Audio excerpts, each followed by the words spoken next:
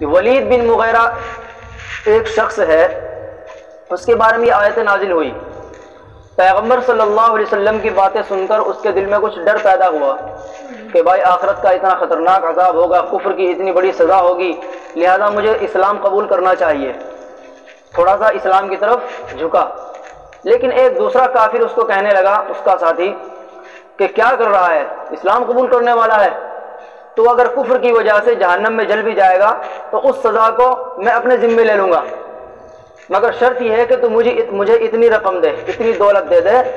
جتنا میں کہہ رہا ہوں، اگر تو مجھے اتنی دولت دے دے گا تو میں جہنم کے اور کفر کے بدلے میں جو سزا ملے گی اسے اپنے ذمے لے لوں گا۔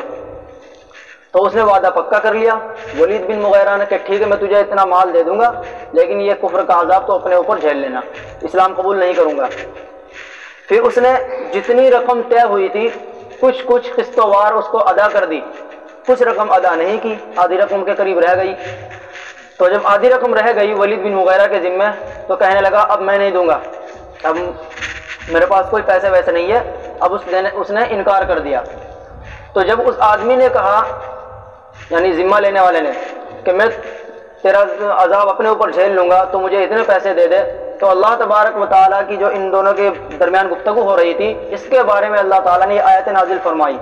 کہ اگر کوئی آدمی دھن دولت وغیرہ خرچ کر کے چلا جائے یا اپنے کفر کے بدلے میں پیسہ کر چلا جائے تو یہ پیسے لٹانا،